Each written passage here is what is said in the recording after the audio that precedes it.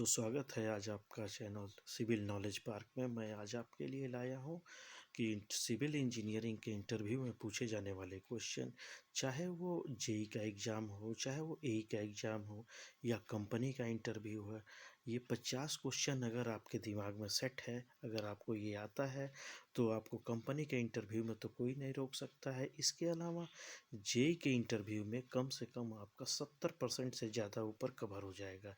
ए के भी इंटरव्यू में ऑलमोस्ट जो है 70% से कम कवर होने वाला नहीं है। तो एक सिविल इंजीनियर होने के नाते ये सारी चीज़ें आपको जानना ज़रूरी है। अगर ये सारी चीज़ें आप जो हम 50 क्वेश्चन बताने वाले हैं, अगर ये क्वेश्चन आपके दिमाग में आ जाएगा तो आपको वाकई में आपको महसूस होगा कि हाँ, हमें कुछ आता है। अगर आपको हम जो 50 क्वेश्चन इसमें से बताने वाले हैं, इसमें कितने क्वेश्चन आपको आते हैं, ये कमेंट करके ज़रूर लिखिएगा। ठीक है, तो चलिए समय को जो है फालतू व्यतीत न करते हुए हम सीधे स्टार्टिंग करते हैं, क्वेश्चन पे आते हैं। तो सबसे पहला क्वेश्चन है कि what is the percentage of void in the cement, यानी सीमेंट में जो है वॉइड जो होता है, यानी जो स्पेस होती हैं, वो कितना होता है सीमेंट के अंदर। तो कितना होता है ये percentage of the void in the cement is approximate 40%। यानी सीमेंट में जो भी वॉइड होता है वो 40% वॉइड होता है। ठीक है, नेक्स्ट क्वेश्चन जो है what is the initial and final setting of the OPC. ठीक है, तो इनिशियल और फाइनल सेटिंग ओपीसी का क्या होता है। तो इनिशियल सेटिंग टाइम इसका होता है 30 मिनट्स और फाइनल सेटिंग टाइम होता है 10 आवर्स। ठीक है, ये ऐसे क्वेश्चन है दोस्तों जो डायरेक्ट इंटरव्यू में पूछे जाते हैं, चाहे किसी का भी इंटरव्यू, ए जेई और कंपनी के तो इंटरव्यू में इससे ज़्यादा कुछ आने वाला नहीं है। इसमें से आप देखोगे कम से कम 99% आपको क्वेश्चन इसमें से मिल जाएंगे। वही क्वेश्चन इसमें रखा गया है, चुन चुन के क्वेश्चन रखा गया है।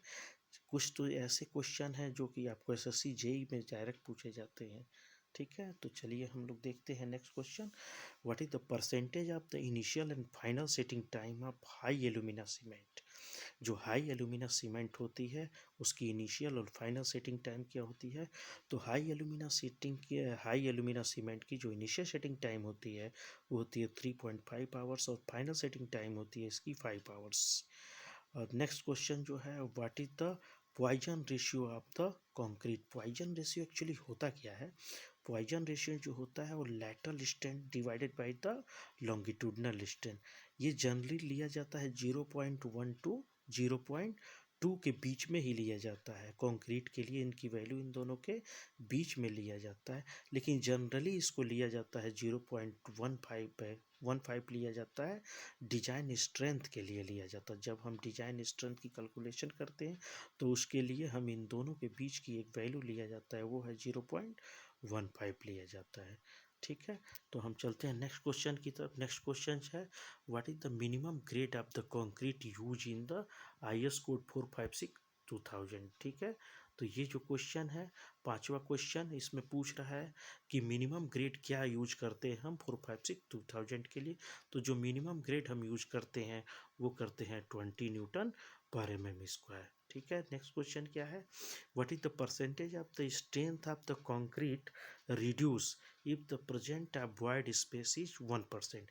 मान लीजिए कोई कंक्रीट अगर हम कास्टिंग करते हैं किसी कंक्रीट का, अगर उसमें वॉइड का 1% हो जाता है, अगर वॉइड स्पेस उसमें 1% हो जाता है तो उसकी स्ट्रेंथ में कितना परसेंट रिड्यूस होगा। तो उसका जो स्ट्रेंथ होगा वो 5% क्या हो जाएगा, रिड्यूस हो जाएगा। देखिए, the strength of concrete is reduce by the 5%। ये ऐसे क्वेश्चन है कि आपको मिलेंगे नहीं बार बार। ठीक है ना, ये बहुत मेहनत करके ये क्वेश्चन बनाए गए हैं और इसे आप रट लेना है बिल्कुल एकदम। नेक्स्ट क्वेश्चन हम लोग देखते हैं। तो क्वेश्चन नंबर 7 जो है what is the partial safety factor for the concrete and steel in working stress meter, working stress method and limit state method. ठीक है, तो क्या होता है, सातवें क्वेश्चन की हम लोग बात करेंगे। सातवां क्वेश्चन क्या है,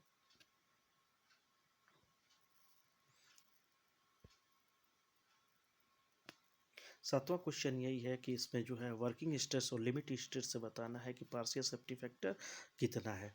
तो वर्किंग स्ट्रेस के अकॉर्डिंग जो पार्शियल सेफ्टी फैक्टर होता है वो क्या होता है, बेंडिंग में होता है कंक्रीट के लिए, और क्या होता है, कंक्रीट का बेंडिंग होता है और डायरेक्ट कंप्रेशन में होता है। जो बेंडिंग में होता है वो कितना होता है, 3 होता है इसकी वैल्यू, और डायरेक्ट कंप्रेशन में इसकी वैल्यू क्या होती है, 4 होती है, ठीक है। और स्टील की कितनी होती है, स्टील की होती है 1.8 होती है। क्या है 1.8 है, फैक्टर ऑफ सेफ्टी स्टील की 1 होती है। कंक्रीट की जो होती है बेंडिंग में, जो बेंडिंग में स्ट्रेंथ होती है वो 3 होती है, और डायरेक्ट कंप्रेशन में पार्शियल ऑफ सॉरी क्या कहते हैं एफओएस जो है वो होता है 4 होता है। इसी तरह लिमिट स्टेट की अगर हम बात करें तो लिमिट स्टेट में होता है 1.5 होता है, और स्टील के लिए क्या होता है 1.15, ठीक है। ये तो ये पार्शियल सेफ्टी फैक्टर जो होता है वो बहुत इंपॉर्टेंट होता है, और जब हम डिजाइन करते हैं तो इसको कंसिडरेशन में रखते हैं, ठीक है। नेक्स्ट क्वेश्चन की तरफ हम लोग बढ़ते हैं।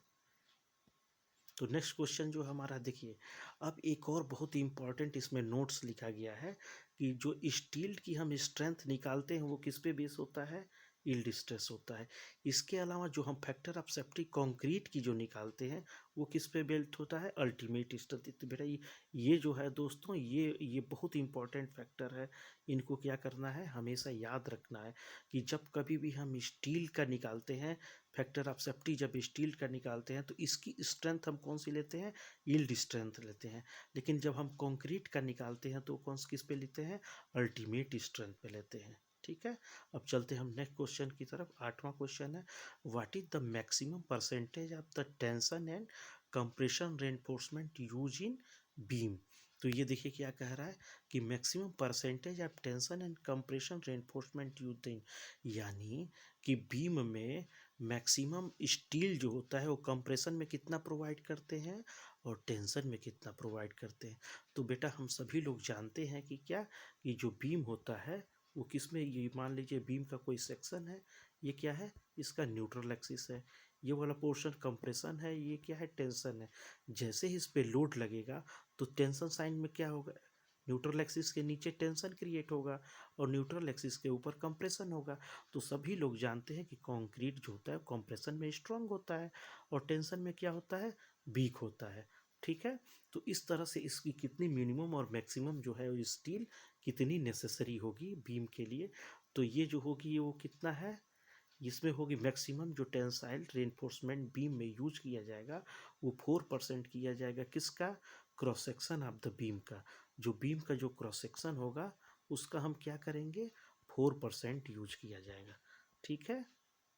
इसके अलावा देखिए टेंशन में भी हम 4% लेंगे और कंप्रेशन में भी जो मिनिमम रेनफोर्समेंट लेंगे वो 4% ही लिया जाएगा क्रॉस सेक्शन एरिया का।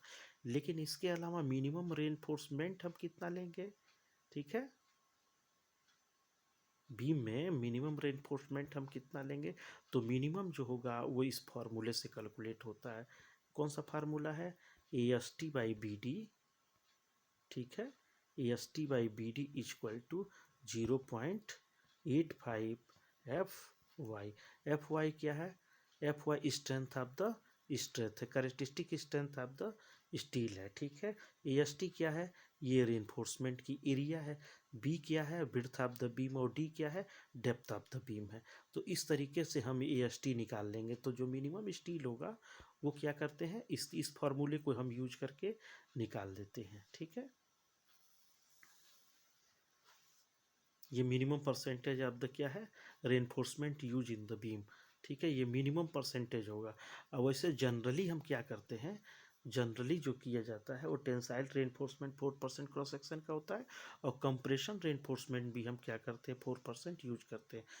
ये जैसे होता है, ये न्यूट्रल एक्सिस हो गया, ये कंप्रेशन में भी रेनफोर्समेंट प्रोवाइड किया जाता है और टेंशन में भी रेनफोर्समेंट प्रोवाइड किया जाता है। तो टेंशन में रेनफोर्समेंट क्या हो जाए, 4% होगा क्रॉस सेक्शन एरिया का, और इसमें भी जो करते हैं वो 4% क्रॉस सेक्शन एरिया का। लेकिन मिनिमम कितना देते हैं, तो मिनिमम हम क्या करते हैं, इस फार्मूले से निकाल देते हैं कि AST/BD इक्वल टू 0.85/FY से निकाला जाता है, ठीक है बेटा। तो ये याद रखना है दोस्तों इसको। क्वेश्चन नंबर 10 की तरफ चलते हैं, 10th की तरफ। 10th क्या कहता है कि what is the minimum and maximum percentage of reinforcement use in the column, use in the column. देखिए कॉलम की बात किया जाएगा, देखिए ये स्लैब नहीं होना चाहिए, यहाँ पे कॉलम है, तो लॉन्गिट्यूडनल रेनफोर्समेंट जो है ये स्लैब नहीं है, ये क्या है, कॉलम है। कॉलम में हम जब करते हैं तो 6% क्रॉस सेक्शनल एरिया का लेते हैं, और मिनिमम क्या लिया जाता है, 0.8% ऑफ द क्रॉस सेक्शन का लिया जाता है, ठीक है। यानी कॉलम में हम रेनफोर्समेंट कितना यूज करेंगे, कॉलम में जो मैक्सिमम होगा वो कितना होगा, 6% होगा, ठीक है। और क्या कहते हैं, मिनिमम कितना होगा, 0.8% होगा, किसका होगा, क्रॉस सेक्शनल एरिया का। जितना कॉलम का क्रॉस सेक्शनल एरिया होगा उसका 0.8% होगा, ठीक है। चलिए अब हम नेक्स्ट क्वेश्चन की तरफ बढ़ते हैं। Question number 11th। Question number 11th क्या है, what is the maximum and minimum percentage of reinforcement use in the slab. Slab में कितना मैक्सिमम और मिनिमम करते हैं, तो बेटा स्लैब में जो किया जाता है वो 4% क्रॉस सेक्शनल एरिया का किया जाता है, ठीक है।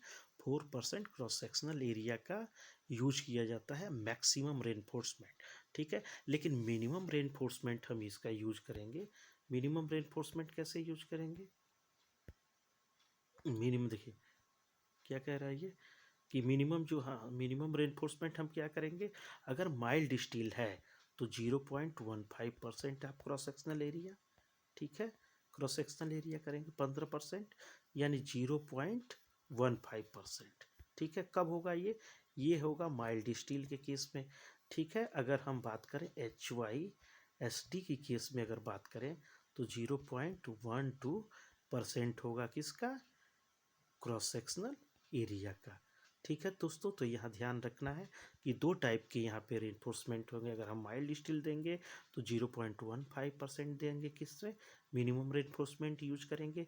अगर हम HYSD बार यूज करेंगे तो जो मिनिमम रेनफोर्समेंट होगा वो 0.12% होगा। इसी तरह नेक्स्ट क्वेश्चन 12 है, क्या है, what is the maximum diameter of bar in the slab. Maximum reinforcement कितना होना चाहिए, यानी रेनफोर्समेंट की डायमीटर कितनी होनी चाहिए, तो वो इस फार्मूले से कैलकुलेट होता है। मैक्सिमम डायमीटर ऑफ बार क्या होगा, thickness of slab divided by 8, thickness of slab divided by 8। अगर उसकी हमें थिकनेस पता है तो हम 8 से उसको डिवाइड करके क्या हो जाएगा, मैक्सिमम डायमीटर ऑफ बार निकाल लिया जाएगा। सपोज करो कि अगर मैक्सिमम डायमीटर ऑफ बार दे दिया है तो थिकनेस ऑफ स्लैब भी निकल जाएगी। तो ये डिपेंड करता है कि इसमें कि मैक्सिमम अगर डायमीटर ऑफ बार आपको निकालना है तो थिकनेस ऑफ स्लैब आपको पता होनी चाहिए, ठीक है। नेक्स्ट क्वेश्चन क्या कहता है, ये सारे क्वेश्चन इंपॉर्टेंट है बहुत, क्योंकि ये पॉइंट इंटरव्यू के पॉइंट ऑफ व्यू से बहुत महत्वपूर्ण है। जो बच्चे इस समय फाइनल ईयर में हैं उनके कंपनी में इंटरव्यू के लिए यही सारे क्वेश्चन पूछे जाते हैं। आप देख लेना, इसमें 99% क्वेश्चन इसी से बनेंगे, ठीक है। इसके अलावा SSC JEE जो हो गया, इसमें से मैक्सिमम जो परसेंटेज होगा वो कवर करेंगे। ये पहला सेट हम बना रहे हैं, इस सेट के बाद से हम एक और सेट बनाएंगे, उसमें 50 पर क्वेश्चन और कवर किया जाएगा, ठीक है। अगर इस 50 क्वेश्चन को आप कवर कर लोगे तो आपको खुद ही पता चल जाएगा कि आपको, हाँ, सिविल इंजीनियरिंग में कुछ आता है, या आपने अब 4 साल की पढ़ाई किया है या 3 साल का अगर डिप्लोमा किया है तो आपके समझ में आएगा कि हाँ हमें कुछ आता है। अगर इतने क्वेश्चन आ जाएगा तो कहीं ना कहीं पॉजिटिव वे में आप इंटरव्यू में बैठोगे। ऐसा नहीं रहेगा कि कुछ पूछोगे, कुछ एग्जामिनर पूछेगा या और आपको कुछ भी नहीं आएगा। एग्जामिनर पूछता है तो आपसे कम 70% से ऊपर आप बताने के गट्स रखोगे।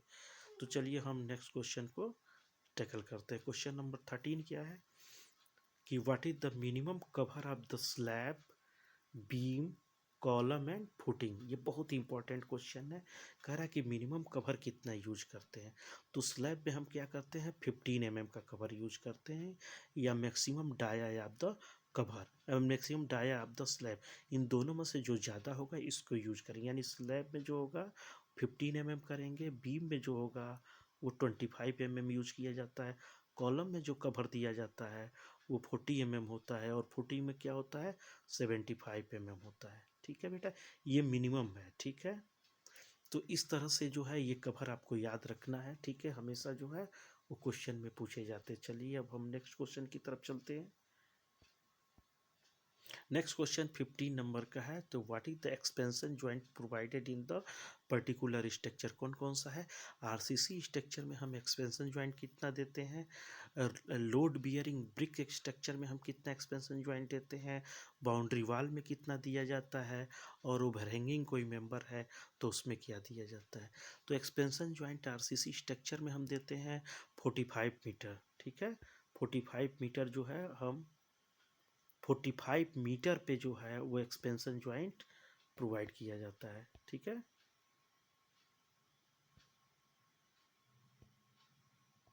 कितने पे किया जाता है, आरसीसी स्ट्रक्चर के लिए 45 पे किया जाता है। इसके अलावा अगर लोड बियरिंग कोई वाल है, ऐसा बिल्डिंग हो जिसमें जो मेन वाल है वो लोड बियरिंग है, तो वहाँ पे हम एक्सपेंशन ज्वाइंट कितने पे देते हैं, 30 मीटर पे एक्सपेंशन ज्वाइंट देते हैं। इसके अलावा बाउंड्री वाल अगर हम बना रहे हैं तो 10 मीटर पे एक्सपेंशन ज्वाइंट देते हैं।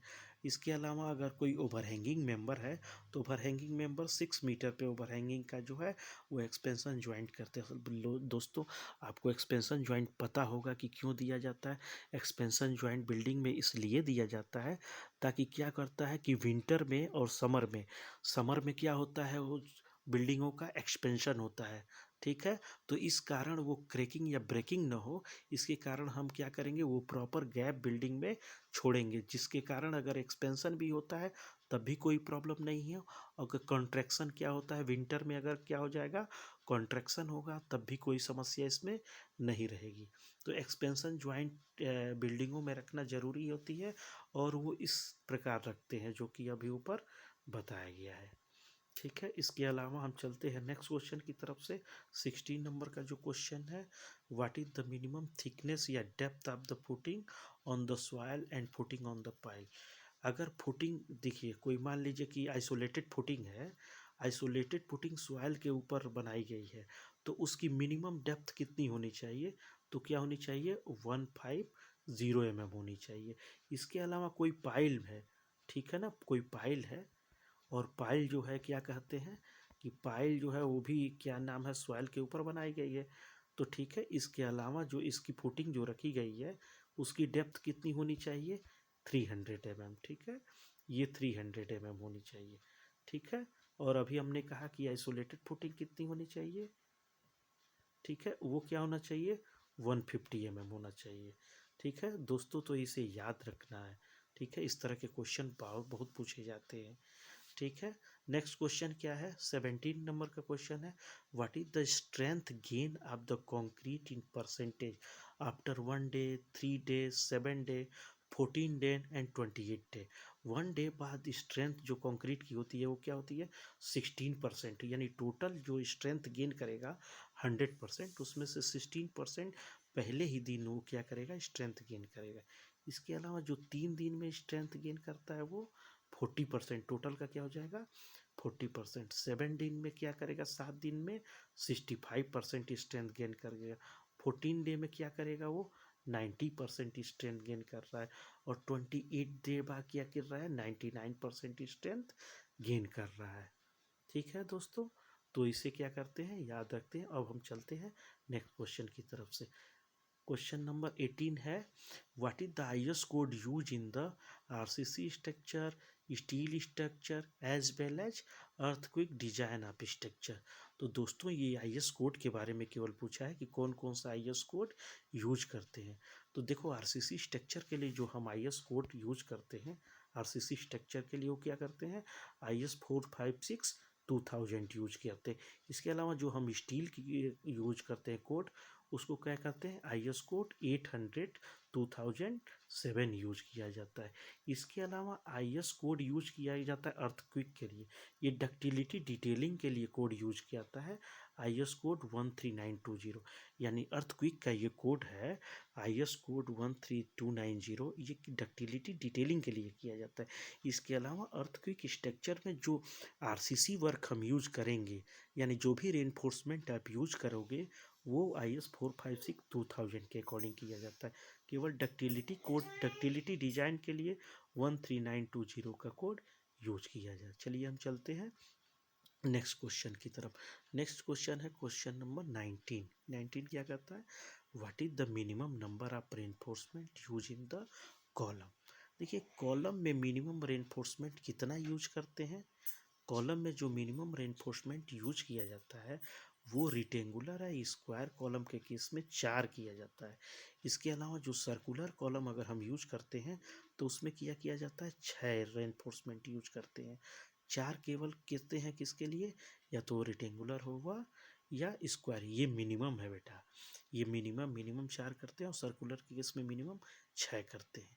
तो चलिए अब हम नेक्स्ट क्वेश्चन की तरफ चलते हैं। क्वेश्चन नंबर 20 क्या कहता है, what is the pH value of the water of concrete. Concrete के लिए वाटर का पीएच वैल्यू क्या होना चाहिए, तो ये मान गया कि जो वाटर का पीएच वैल्यू होता है वो कंक्रीट के लिए क्या होना चाहिए, ग्रेटर देन इक्वल टू 6 होना चाहिए, यानी 6 के बराबर या 6 से ज़्यादा, और वो 7 के अप्रोक्सीमेट से अप्रोक्सीमेटली क्लोजली टू 7 होता है, यानी 7 नहीं 7 के बराबर होता है, यानी क्या हो जाए, लगभग ड्रिंकिंग वाटर के बराबर रह रहा है। 7 क्या होता है, पीएच 7 वो वाटर का होता है जो ड्रिंकिंग पर्पज के लिए यूज किया जाएगा। ठीक है, चलिए अब हम बढ़ते हैं नेक्स्ट क्वेश्चन की तरफ। What is the percentage, what is the water content, ठीक है, what is the water cement ratio for the concrete. देखिए वाटर सीमेंट रेशियो कंक्रीट का क्या होता है, वाटर सीमेंट जो रेशियो होता है वो कंक्रीट का होता है 0.45 टू 0.60, इन्हीं के बीच में जो होता है वो क्या हो करते हैं, वाटर सीमेंट रेशियो कंक्रीट का होता है। ठीक है, तो इन्हीं के बीच में लिया जाता है। नेक्स्ट जो क्वेश्चन है, what is the creep of concrete, ये बहुत इंपॉर्टेंट क्वेश्चन है और एक कंसेप्चुअल क्वेश्चन है, और ये मैक्सिमम गवर्नमेंट जेई के एग्जाम में पूछे जाते हैं या ए के एग्जाम में पूछे जाते हैं। ठीक है, तो क्रीप क्या होता है, एक तरह से डिफॉर्मेशन ऑफ द स्ट्रक्चर होता है, अंडर सस्टेनेबल लोड होता है। ठीक है, under sustainable load long term, यानी कहने का मतलब जो कंक्रीट का क्रीप होता है ये क्या होता है, एक तरह से डिफॉर्मेशन होता है और ज़्यादा समय पे लिया जाता है इसको, या अंडर सस्टेनेबल, जो सस्टेनेबल लोड लिया जाता है वो बहुत लंबे समय के लिए लिया जाता है। ठीक है, क्विक टाइम नहीं होता है, बहुत लंबे समय के लिए लिया जाता है। तो क्रिप क्या होता है, एक तरह से डिफॉर्मेशन होता है, लेकिन लोड कंसीडर हम क्या करते हैं, लॉन्ग टर्म का करते हैं। ठीक है, और इसी तरह एक नेक्स्ट बहुत इंपॉर्टेंट क्वेश्चन नेक्स्ट आने वाला है, what is the shrinkage of the concrete. बहुत ही इंपॉर्टेंट क्वेश्चन है ये श्रिंकेज का। तो बेटा हम ध्यान रखेंगे यहाँ पे हम लोग कि what is the shrinkage of concrete, क्या होता है volumetric change of the concrete, यानी वॉल्यूम उसका क्या होगा, कम हो जाएगा। Volumetric change of the concrete due to loss of the moisture due to evaporation. ठीक है, जो कंक्रीट में मॉइस्चर होगा उसका एवोपरेशन के कारण उसकी वॉल्यूम जो चेंज हो जाएगा, यानी कंक्रीट के वॉल्यूम को चेंज होने को हम क्या कहते हैं, श्रिंकेज कहते हैं। ठीक है, और किसके कारण होता है, loss of the moisture by the evaporation के द्वारा। ठीक है, ये भी क्या है, ये भी क्विक टाइम में नहीं होता है, ये भी लॉन्ग टर्म में ही होता है, लेकिन देखने को क्या यहाँ पे मिला है कि वॉल्यूम में चेंज देखने को मिला है बाय द मॉइस्चर के द्वारा। ठीक है ना, मॉइस्चर का इवोपरेशन हो जाएगा उसके, इसलिए वॉल्यूम क्या हो जाएगा, चेंज हो जाएगा। तो ये बहुत इंपॉर्टेंट क्वेश्चन है। नेक्स्ट क्या है, what is the volume of 1 bag of cement. बेटा ये तो जानते ही बहुत इंपॉर्टेंट क्वेश्चन है और ये पीछा छोड़ने वाला नहीं है, हर जगह पूछा जाता है। एक बैग सीमेंट का जो वॉल्यूम होता है वो क्या होता है, 0.037 0.034 मीटर क्यूब, ये बेटा ये एकदम याद रखना है। ठीक है, तो नेक्स्ट क्वेश्चन की तरफ हम लोग चलते हैं। नेक्स्ट क्वेश्चन जो है 25, question number 25, what is the minimum and maximum size of share वाल।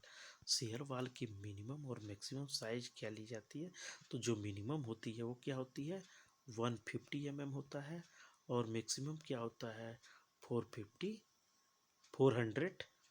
होता है। ठीक है, तो बेटा इसे याद रखना है कि जो होगा मिनिमम जो होगा शेयर वाल की थिकनेस जो होगी 150 होगा और मैक्सिमम क्या होगा 400 होगा।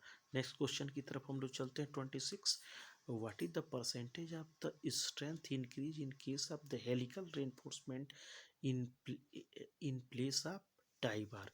देखिए जो सेकेंडरी रेनफोर्समेंट कॉलम में होता है, कॉलम में ही हम देते हैं हेलिकल रेनफोर्समेंट या टाई बार। कॉलम में दिया जाता है। अगर कॉलम रेक्टेंगुलर होता है या कॉलम क्या होता है रेक्टेंगुलर या तो होगा, और नहीं तो कॉलम क्या होगा स्क्वायर होगा। तो अगर ये दोनों होगा तो इसमें क्या यूज करते हैं, टाई बार करते हैं। अगर कॉलम सर्कुलर होगा तो उसमें क्या करते हैं, हेलिकल बार किया जाता है। तो अगर हम हेलिकल बार यूज करेंगे टाई के जगह पे तो 5% उसके स्ट्रेंथ में क्या हो जाता है, इंक्रीमेंट हो जाता है। ठीक है बेटा, तो इस तरह से 5% का इंक्रीमेंट होगा अगर हम किसके जगह पे, हम टाई बार की जगह पे हेलिकल रेनफोर्समेंट यूज करेंगे तो क्या हो जाएगा, उसकी स्ट्रेंथ 5% इंक्रीज कर जाएगा। नेक्स्ट क्वेश्चन की तरफ चलते हैं। Question number 27, what is the factor of safety against sliding and overturning in retaining wall. बहुत इंपॉर्टेंट क्वेश्चन है बेटा, बहुत इंपॉर्टेंट क्वेश्चन है कि रिटेनिंग वॉल में स्लाइडिंग एंड ओवरटर्निंग क्या होता है रिटेनिंग वॉल का। तो factor of safety against sliding जो होता है वो 1.5 होता है, और ओवरटर्निंग क्या होता है वो 2 लिया जाता है। ठीक है, तो इसे याद रखेंगे हम। नेक्स्ट क्वेश्चन की तरफ हम लोग चलते हैं। Question number 28, what is the percentage of the increase in the bond strength of the tor bar with respect to plain bar. देखिए कह रहा है कि टॉर बार जब हम यूज करेंगे तो प्लेन बार के रिस्पेक्ट में कितना परसेंटेज बॉन्ड स्ट्रेंथ बढ़ जाता है। तो वो कितना बढ़ जाता है, 40%। ठीक है, 40% बढ़ जाता है। क्यों, देखिए जब हम यूज करते हैं प्लेन बार, ठीक है, प्लेन बार यूज करते हैं तो इसमें क्या होता है, बॉन्ड स्ट्रेंथ 20% रहता है। और जब हम टॉर बार यूज करते हैं, टॉर बार क्या होता है, जैसे HYSD बार हो गया, कोगुरेटेड बार, यानी जो प्लेन बार के ऊपर हम थ्रेड जो ऊपर प्रॉपर जो है वो हेलिकल फॉर्म में प्रोवाइड करते हैं, या टिथ बोलते हैं उसको, यानी प्लेन बार न रह के उसके ऊपर हम कुछ ना कुछ कोगुरेशन फॉर्म में, वो अलग अलग डिजाइनिंग के फॉर्म में जब उसमें ड्रॉ कर दिया जाता है, यानी प्लेन नहीं रहता है, या तो HYSD होगा या माइल्ड स्टील भी होगा, तब भी उसके ऊपर कुछ ना कुछ टिथ प्रोवाइड कर दिया जाता है ताकि प्रॉपर बॉन्ड बढ़ जाए। उसको हम क्या करते हैं, टॉर बार करते हैं। तो टॉर बार पे इसकी 60% बॉन्ड स्ट्रेंथ इंक्रीज हो जाती है। तो ओवरऑल कितना बॉन्ड स्ट्रेंथ इंक्रीज हो जाएगा, 60 माइनस 20 इक्वल टू क्या हो जाएगा, 40। ठीक है, तो इस तरह से जो है 40% जो है वो प्लेन बार की अपेक्षा टॉर बार में, टॉर बार की बॉन्ड स्ट्रेंथ इंक्रीज हो जाती है। चलिए आइए हम नेक्स्ट क्वेश्चन की तरफ 29 की तरफ चलते हैं। What is the side reinforcement in the beam. देखिए कह रहा है कि बीम की साइड रेनफोर्समेंट, अगर बीम की ये डेप्थ है, ये बीम है, ठीक है, ये न्यूट्रल एक्सिस हो गया, ठीक है, और ये डेप्थ हो गया। अगर डेप्थ जो है 750 से ज़्यादा है या बराबर है, ठीक है, अगर बराबर है या ज़्यादा है तो हम क्या करेंगे, यहाँ पे भी रेनफोर्समेंट यूज करेंगे दोनों साइड में।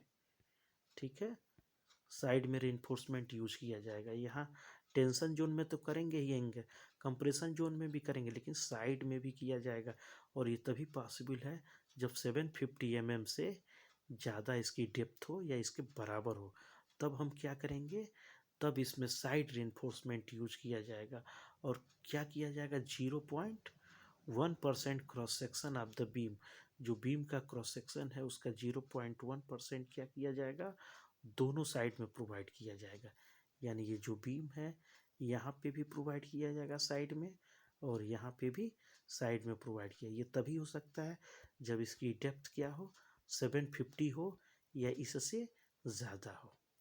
ठीक है दोस्तों, नेक्स्ट क्वेश्चन की तरफ हम चलते हैं। क्वेश्चन नंबर 30 क्वेश्चन क्या कहता है, what is the removal of the form work from the wall column and vertical side of the beam. कह रहा है कि रिमूवल ऑफ वर्टिकल साइड, यानी देखिए क्या है, वॉल हो या कॉलम हो या स्लैब हो या बीम हो, ठीक है, इसमें जो वर्टिकल शटरिंग होता है उसको क्या करते हैं, 24 से 48 घंटे के अंदर हटा दिया जाता है। ठीक है ना, वो ये इसका टाइम है, 24 से 48 घंटे के अंदर हटा दिया जाता है। लेकिन क्या किया जाता है, removal of the, next question जो कह रहा है कि removal of the form work from the slab, ठीक है, और क्या कहता है, प्रॉप्ड लिफ्ट अंदर, ठीक है ना, यानी प्रॉप्ड लिफ्ट के अंदर जो इसको हटाया जाता है वो 3 दिन में हटाया जाता है। ठीक है, किस केस में हटाया जाएगा बेटा, ये स्लैब के केस में हो रहा है, ठीक है। इसी तरह नेक्स्ट जो इसका क्वेश्चन है, नेक्स्ट क्वेश्चन कह रहा है कि 32 कि from the removal of the form work prop under lift in the beam, beam में कब हटाया जाएगा ये, प्रॉप अंडर लिफ्ट 7 दिन के बाद तक है। 7 दिन के बाद जो होता है वो शटरिंग हटाई जाती है, ठीक है। प्रॉप अंडर लिफ्ट हो तब, ठीक है, 7 दिन पे हटा दी जाती है, ठीक है। अब हम चलते हैं नेक्स्ट क्वेश्चन की तरफ। नेक्स्ट क्वेश्चन है 33 नंबर का क्वेश्चन। 33 नंबर क्या कहता है, what is the size of test specimen use in the determination of the modulus of rupture. Modulus of rupture है क्या, फ्लेक्सुरल रिजिडिटी को मॉडुलस ऑफ रप्चर बोला जाता है। और इसका जो मोल्ड की साइज होती है वो 150 mm multiply by 150 mm multiply by 700 mm लिया जाता है, यानी ये मोल्ड की साइज ली जाती है, ठीक है। ये साइज इसकी ली जाती है 150 multiply by 150 multiply by 700 mm, ठीक है। ये किसके लिए लिया जाता है, मॉडुलस ऑफ रप्चर, जिसको हम क्या कहते हैं, फ्लेक्सुरल रिजिडिटी कहते हैं, फ्लेक्सुरल स्ट्रेंथ कहा जाता है, ठीक है। नेक्स्ट क्वेश्चन इसका क्या है, नेक्स्ट क्वेश्चन है what is the two way and one way slab. Two way और वन वे स्लैब क्या होता है, तो देखिए स्लैब में जिसकी लंबाई ज़्यादा होती है, मान लो स्लैब में 2 डायमेंशन होगा, ठीक है। 2 डायमेंशन कैसे होगा, देखिए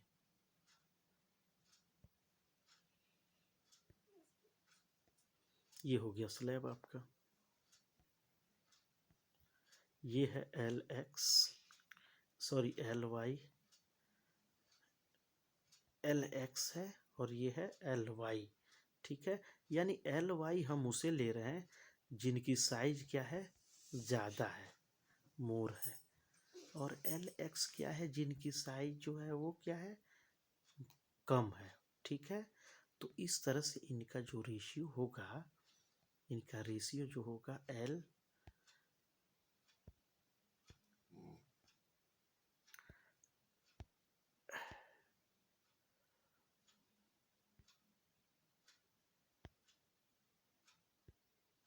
इनका जो रेशियो होता है, यानी longest Spain divided by the shortest Spain. L x को, एल वाई को हम कहते हैं लॉन्गर स्पेन और एल एक्स को हम कह रहे हैं शॉर्टर स्पेन, ठीक है। तो longer Spain divided by shorter Spain अगर 2 से ज़्यादा हो रहा है तो इसका मतलब क्या है, वो वन वे स्लैब है, ठीक है। अगर longest Spain divided by the shortest Spain अगर वो 2 के बराबर है या 2 से कम है तो ये क्या होगा, टू वे स्लैब होगा, ठीक है। यानी वन वे स्लैब वो होगा जो longest Spain divided by shorter Spain 2 से ज़्यादा आएगा तो वन वे स्लैब हो जाएगी। अगर longer Spain divided by shorter Spain 2 है या 2 से कम है तो इसको हम क्या कहेंगे, टू वे स्लैब, ठीक है। चलिए अब हम नेक्स्ट क्वेश्चन की तरफ आते हैं। नेक्स्ट क्वेश्चन क्या है कि what is the initial setting time of the low heat cement. Low heat cement का जो है इनिशियल सेटिंग टाइम क्या होता है, 60 मिनट होता है, ठीक है। और ओपीसी का क्या होता है, 30 मिनट होता है, ठीक है। और हाई सिलिका सीमेंट का क्या होता है, 3.5 आवर्स होता है। तो ये आपको याद रखना बेटा, ठीक है। नेक्स्ट जो होगा वो क्या है, what is the slum for the concrete for road construction, ठीक है। स्लम टेस्ट किस लिए किया जाता है, सभी लोग जानते हैं कि स्लम टेस्ट जो होता है वर्केबिलिटी के लिए किया जाता है, लेकिन रोड कंस्ट्रक्शन में स्लम टेस्ट कितना होना चाहिए, 20 से लेके 40 के बीच में स्लम होना चाहिए, ठीक है। नेक्स्ट जो होता है वो बीम और स्लैब के लिए कितना स्लम होना चाहिए, तो ये होना चाहिए 50 to 100 होना चाहिए, 100 mm होना चाहिए, ठीक है। यानी स्लैब और बीम के लिए जो स्लम होना चाहिए वो 50 to 100 होना चाहिए। इसी तरह क्या होता है, नॉर्मल कोई आरसीसी वर्क है, कोई सा भी नॉर्मल आरसीसी वर्क है, उस केस में क्या लिया जाता है, 80 to 150 इसी के बीच में ले लेते हैं, ठीक है।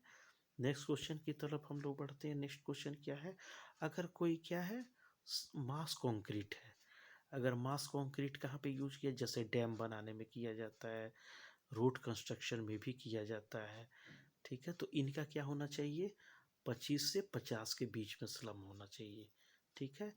इसी तरह अगर कंक्रीट हम वाइब्रेशन में यूज करते हैं, ठीक है, अगर कोई ऐसा कंक्रीट हो कि जो हम कंक्रीट वाइब्रेटेड है, तो वहाँ पे स्लम कितनी रखनी चाहिए, 10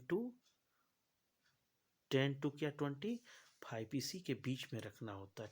अगर कोई इम्प्रीवियस वर्क हो रहा है, अगर कोई इम्प्रीवियस वर्क हो रहा है, तो वहाँ पे स्लम कितना रखना है, 75 टू 120, यानी स्लम बहुत इंपॉर्टेंट होता है, ठीक है।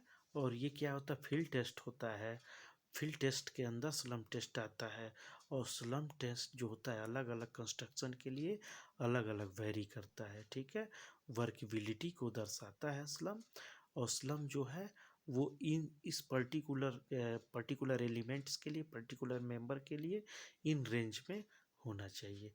नेक्स्ट क्वेश्चन कौन सा है, 42, what is the weight of the 1 meter of the reinforcement bar, 1 meter reinforcement का वेट कितना होना चाहिए, तो क्या होता है, D² /162.2 होता है, ठीक है। तो अब डी, इसमें से डी क्या है, डायमीटर ऑफ द रेनफोर्समेंट है, डायमीटर ऑफ द क्या है, रेनफोर्समेंट है, तो D² /162 होता है, ठीक है। नेक्स्ट क्वेश्चन क्या है, what is the maximum size of the aggregate use in the RCC work, तो वो कितना होता है, 20 से लेके 25 के बीच में होता है, ठीक है ना। जितना भी आरसीसी वर्क होता है उसमें जो कोर्स एग्रीगेट होता है, कोर्स एग्रीगेट की जो साइज होती है वो होता है 20 to 25 होता है, ठीक है बेटा। तो इसे हमें क्या करना है, ध्यान में रखना है, ठीक है। अब चलते हैं नेक्स्ट क्वेश्चन की तरफ। नेक्स्ट क्वेश्चन क्या है, what is the maximum size of the aggregate use in the RCC work, ठीक है। तो maximum size of the aggregate क्या होता है, 20 to 25 होता है, ठीक है, 25 होता है।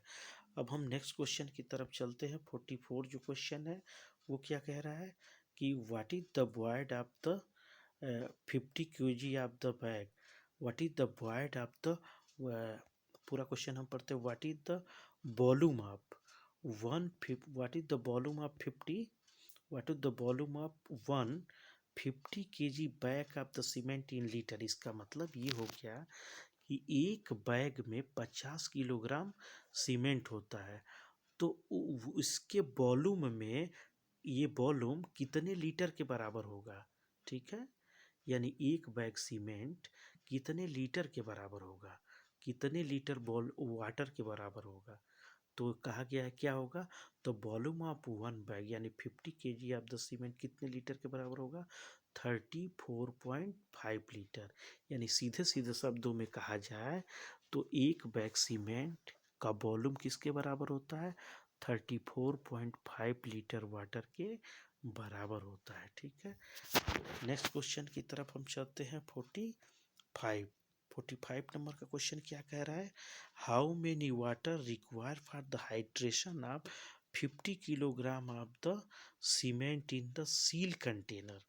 एक सील कंटेनर के अंदर 50 किलोग्राम अगर सीमेंट है तो उसको हाइड्रेशन होने में कितना वाटर की ज़रूरत पड़ेगी, तो ये ऐसा माना गया है कि 19 लीटर जो होगा वो वाटर की पड़ेगी, अकॉर्डिंग टू IS 456 2000 के अकॉर्डिंग 90 लीटर। और 90 लीटर क्या है, 39% है। 39% की क्या मतलब है, 39% का मतलब है 34.5 का 39% है, यानी 90 लीटर वाटर जो होगा वो हीट ऑफ हाइड्रेशन में यूज होगा, यानी केमिकल रिएक्शन जो होगा उसमें कितने वाटर की ज़रूरत होगी, 19 लीटर वाटर की ज़रूरत होगी। चलिए हम नेक्स्ट क्वेश्चन की तरफ बढ़ते हैं। रिटार्डर क्या होता है, व्हाट इज द रिटार्डर, तो रिटार्डर क्या होता है? The setting time of cement can be control by the retarder by varying the quantity of gypsum in cement. देखिए, रिटार्डर जो होता है उसके सेटिंग टाइम को क्या करता है? बढ़ा देता है। ठीक है, यानी सीमेंट यानी कंक्रीट जो होता है उसकी सेटिंग टाइम को बढ़ाने के लिए हम क्या करते हैं? कंक्रीट में सीमेंट के अंदर जिप्सम यूज कर दिया जाता है। सीमेंट के अंदर अगर हम जिप्सम यूज करते हैं तो उससे क्या करते हैं? उसकी सेटिंग टाइम क्या हो जाती है? बढ़ जाती है, जिसको हम क्या कहते हैं? रिटार्डर कहते हैं। ठीक है, नेक्स्ट जो क्वेश्चन है 47 वो है what is the accelerator in the cement. Accelerator क्या करता है? उसके सेटिंग टाइम को क्या कर देता है? डिक्रीज कर देता है, कम कर देता है। तो उसको हम क्या कहते हैं? एक्सलरेटर करते हैं। तो एक्सलरेटर है जो एडमिक्सचर क्या होता है? जैसे शुगर हो गया, नहीं शुगर रिटार्डर होता है। ठीक है, शुगर नहीं होगा, कैल्शियम क्लोराइड होगा, CaCl2 होता है। शुगर नहीं, शुगर क्या करता है? शुगर उसके सेटिंग टाइम को बढ़ा देता है। ठीक है, और कैल्शियम का क्लोराइड क्या करता है? कैल्शियम क्लोराइड जो होता है उसके सेटिंग टाइम को कम कर देता है। ठीक है, तो चलिए हम नेक्स्ट क्वेश्चन की तरफ बढ़ते हैं। नेक्स्ट क्वेश्चन है व्हाट इज द क्या कहते हैं? Finest modulus. फाइनेस्ट मॉडुलस क्या होता है? The finest modulus of the aggregate in the index number. ये क्या होता है? एक इंडेक्स नंबर होता है विच इज रफली क्या होता है? Proportional to the average size of the particle in aggregate. ठीक है, ये क्या होता है? एग्रीगेट का एक एवरेज साइज होता है जिसको हम एक क्या कहते हैं? इंडेक्स नंबर से डिनोट किया जाएगा। ठीक है, तो अगर कोर्स एग्रीगेट है तो उसका फाइनेंस मॉडुलस क्या होगा? ज़्यादा होगा। अगर फाइनेंस कोर्स एग्रीगेट है तो, अगर फाइन एग्रीगेट है तो उसका क्या होगा? फाइनेंस मॉडुलस कम होगा। ठीक है, और फाइनेंस मॉडुलस हम क्या करते हैं? सीव एनालिसिस के द्वारा किया जाता है। 8 सीव लिए जाते हैं। ठीक है, 80 mm से लेके 150 माइक्रोन तक क्या करते हैं? 8 सीव लेते हैं और सीव किया जाता है। और जो सीव पे क्या करते हैं? जो भी एग्रीगेट रिटेन रहता है उन सभी को जोड़ के और 100 से डिवाइड कर दिया जाता है। जो वैल्यू आती है वो क्या हो जाता है? फाइनेंस मॉडुलस, जिसको हम क्या कहते हैं? इंडेक्स नंबर कहते हैं। ठीक है दोस्तों, तो इस तरह से हमारा नेक्स्ट क्वेश्चन जो होगा वो 49 होगा। 49 क्या कह रहा है? What is the general time period of the curing. Curing का जनरली टाइम पीरियड क्या है? तो क्यूरिंग जो होता है वो मिनिमम 7 दिन तक किया जाता है और मैक्सिमम क्या होता है? 14 दिन तक करना होता है। यानी इन बिटवीन होता है, 7 से कम क्यूरिंग नहीं किया जाता 7 दिन से। तो 7 दिन से लेके 14 दिन के बीच में क्यूरिंग किया जाता है। ठीक है, कोर्स और फाइन। नेक्स्ट जो क्वेश्चन 50 है, 50 को जो क्वेश्चन है वो क्या कह रहा है कि what is the size of course and fine aggregate. तो साइज ऑफ कोर्स एग्रीगेट जो होता है वो होता है 4.7 mm से, 4.7 mm से जिसका साइज ज़्यादा होता है वो कोर्स एग्रीगेट होता है। और 4.75 mm से जो कम होता है वो क्या होता है? वो होता है फाइन एग्रीगेट। सॉरी, यहाँ पे दोनों में ही कोर्स लिखा गया है, लेकिन 4.75 से ये कोर्स नहीं है, ये क्या हो जाएगा? फाइन एग्रीगेट हो जाएगा। ठीक है, फाइन एग्रीगेट वो होते हैं जिनका 4.75 से कम साइज होता है वो क्या हो जाता है? फाइन एग्रीगेट होता है। तो इसको यहाँ पे चेंज कर लेना, जो नीचे है size of coarse aggregate less than 4.75, तो इसके जगह पे क्या आएगा? Size of the fine aggregate less than 4.75। तो इस तरह से दोस्तों ये जो 50 क्वेश्चन है ये कहीं ना कहीं घुमा के और आपको OMC में भी पूछ सकता है, यानी ऑब्जेक्टिव क्वेश्चन में भी आपको पूछ सकता है 1 नंबर में। और ये मोस्टली जो क्वेश्चन इंटरव्यू के क्वेश्चन बनते हैं, और ये सेट नंबर 1 है। ठीक है, ऐसे ही हम एक सेट नंबर 2 बनाएंगे, यानी दोनों मिला के 100 क्वेश्चन होंगे। अगर 100 क्वेश्चन आप याद कर लोगे तो आपका प्राइवेट में यानी जो कंपनी का इंटरव्यू होता है उन उसमें जो क्रैक करना है तो आप उसको क्रैक बड़े बड़े ही आराम से कर लोगे। जो हमने 50% क्वेश्चन आपको बताए हैं, अगर इसको जान लोगे तो इसके बदौलत कम से कम 70% आप बता सकते हो इंटरव्यू के क्वेश्चन, और इसमें ऐसे क्वेश्चन रखे गए हैं जानबूझ के, जो आसान क्वेश्चन है उसको इसमें ऑलरेडी रखा ही नहीं गया है, जो आप करीब करीब जानते होंगे।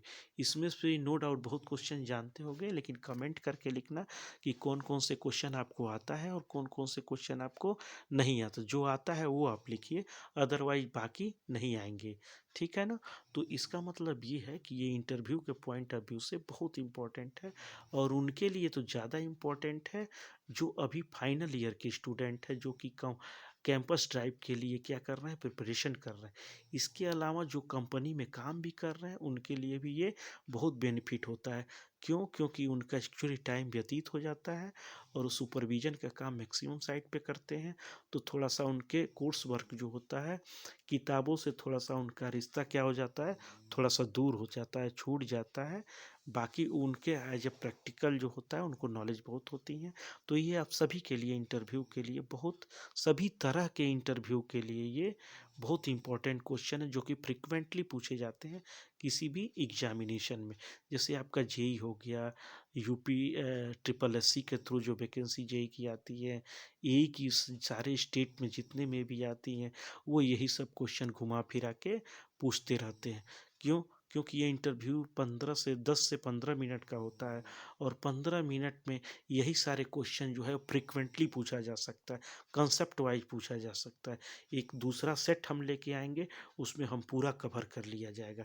यानी ये 50 क्वेश्चन आपको आना ही आना चाहिए, रट लेना है एक बिल्कुल। इसके अलावा 50 क्वेश्चन का सेट हम नेक्स्ट जो है वीडियो में बना के डालेंगे, ठीक है। तब तक के लिए धन्यवाद, थैंक यू फॉर वॉचिंग। अगर ये चैनल, ये जो जानकारियाँ हमने दिया है वो आपको कैसी लगी, तो क्या कहिए, इसको लाइक करिएगा, शेयर करिएगा, सब्सक्राइब करिएगा, और चैनल पे जो है जो बेल आइकन को आप क्या करते हैं, प्रेस करना नहीं भूलिएगा, ठीक है। अब नेक्स्ट टाइम नेक्स्ट सेट के क्या, एक और इंटरव्यू का हम सेट लेके आएंगे। इस तरह से 2 सेट हो जाएगा, 2 सेट जो होगा वो 100 क्वेश्चन का हो जाएगा। अगर आप 100 क्वेश्चन रट लोगे तो मुझे नहीं लगता है कि इसके बियॉन्ड, इसके अलावा कोई क्वेश्चन आपको पूछेगा। तो ठीक है दोस्तों, तब तक के लिए धन्यवाद।